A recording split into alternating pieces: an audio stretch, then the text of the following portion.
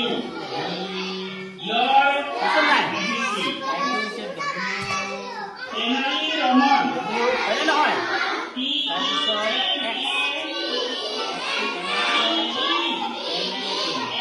ৰামচিয়াৰী বিদ্যালয়ত খালবাৰী ৰাজীৱ গান্ধী প্ৰাথমিক বিদ্যালয়।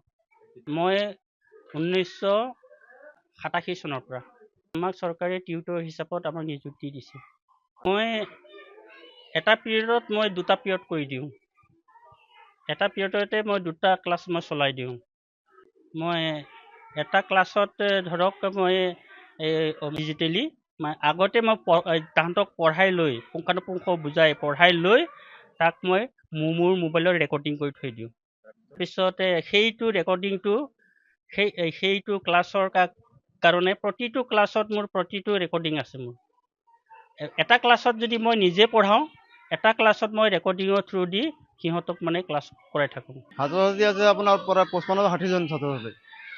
সকলো স্কুলটো চলাই আছে, 5টা ক্লাছ আছে স্কুলত। এতিয়া এফালে আপোনাৰ বক্স লগাই আৰু ফালে ক্লাছ কৰে, আৰু ফালে বক্স লগাই আৰু ফালে ক্লাছ কৰে, এনেকা চলি আছে।